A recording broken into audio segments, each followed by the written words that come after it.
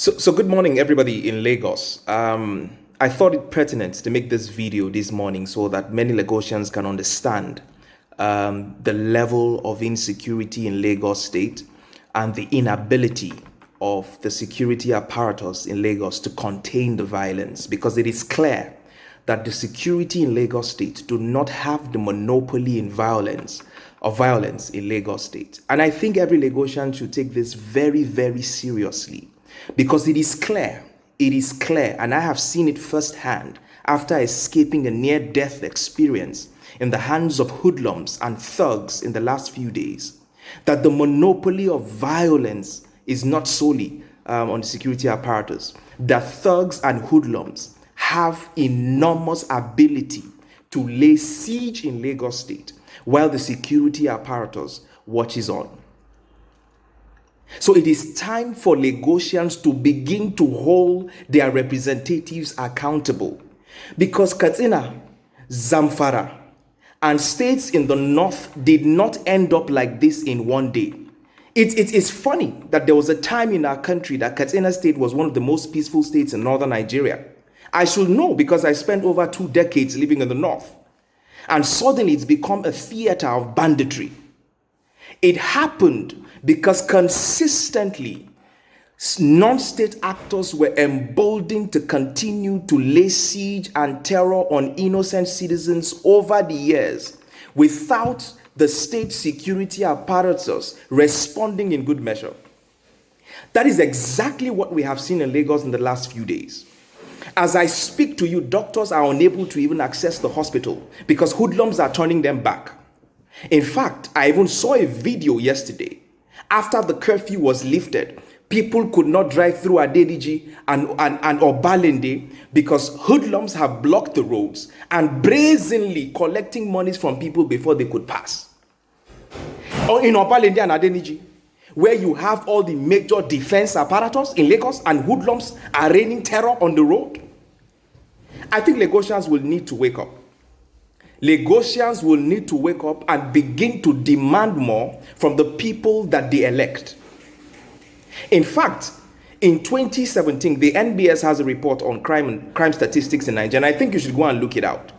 Lagos alone had 39% of all the crimes committed in Nigeria. 39%. 2017 crime report, NBS. The second state with the highest amount of crime was Aba, that committed 9% of the entire crime. Look at the distance, 38% to 9%. Lagos has been crime ridden for a long time, but the dimension that we have seen in the last few days is shocking and it's scary. And it looks clearly to me that the state is incapable of handling or dealing with that violence.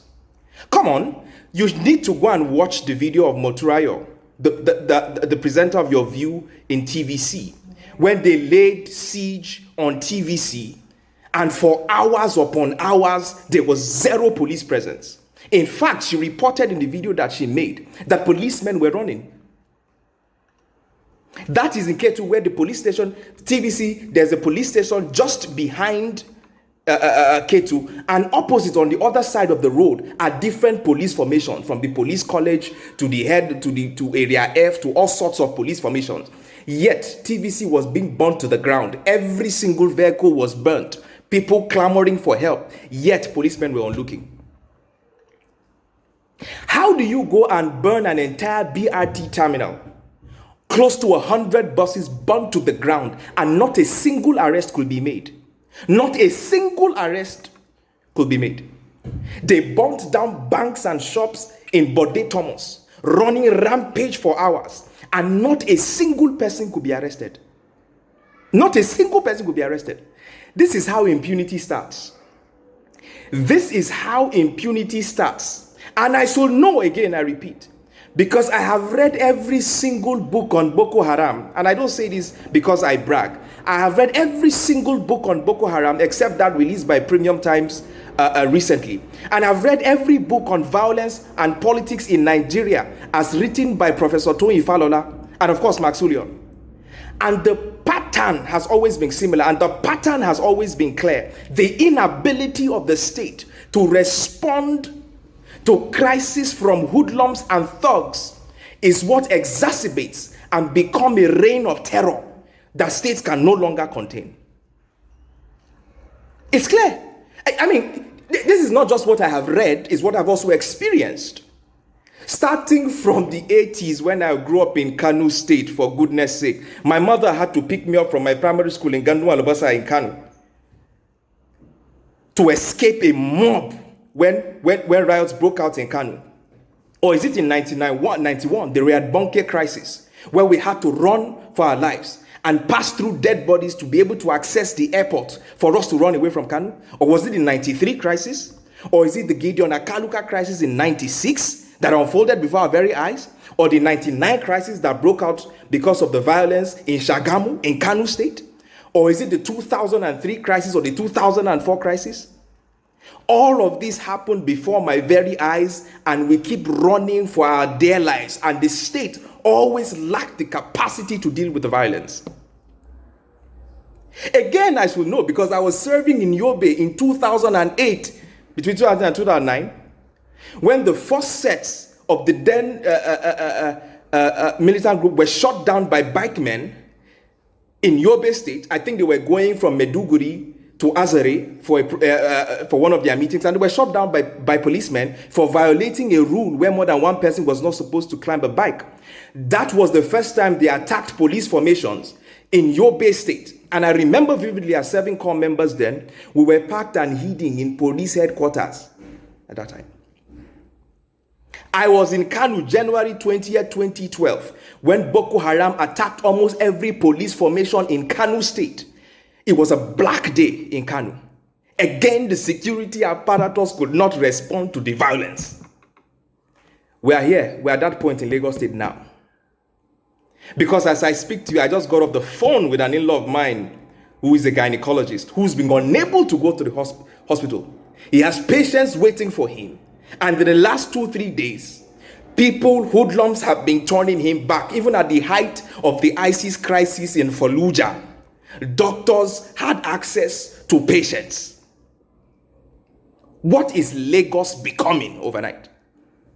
Security apparatus have no ability to respond to the violence. Subhanallah.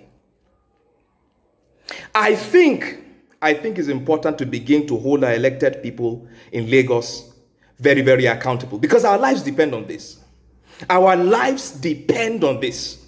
And since these people have tasted the kind of power to reign impunity in Lagos, I hope we don't get to a point where we will start to pay levies to hoodlums before we can go to work.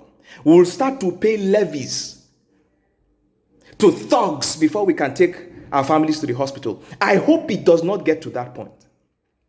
And I hope that the governor of Lagos makes a very strong case, because it is clear that we need a state police in Lagos by any means necessary. The apparatus in Lagos cannot contain the violence. It's as simple as ABC. We need a state police. This is no longer politics. It is absolutely no longer politics. It needs to happen, and it needs to happen fast. The idea that you'll be sending a special tactical team from Abuja that will spend 12 hours on the road before they get to Lagos is long gone. It should be buried in antiquity. Lagos needs its own state security advisor.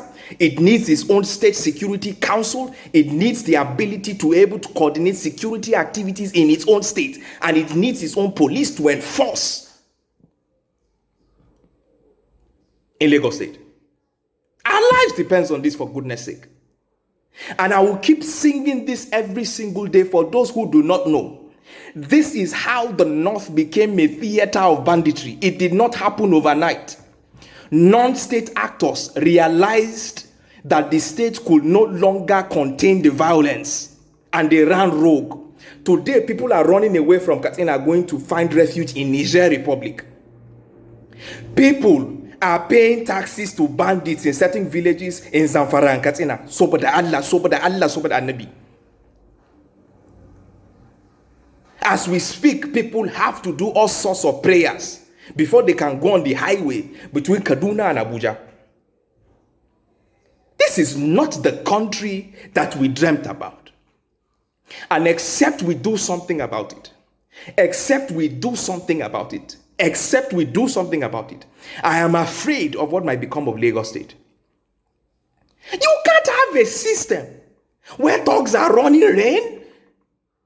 You go to Alausa, you go to the secretariat, thugs are everywhere. They are parking cars, they are collecting monies when you go and see one commissioner or the other. Thugs are everywhere. You go to ceremonies, they are everywhere. What kind of system is this? They are collecting taxes at local governments. They are raining riots everywhere. We cannot have the most cosmopolitan state, the sixth largest economy in Africa, run by thugs and hoodlums. Enough is enough.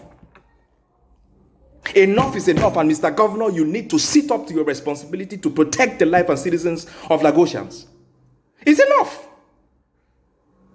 It's enough.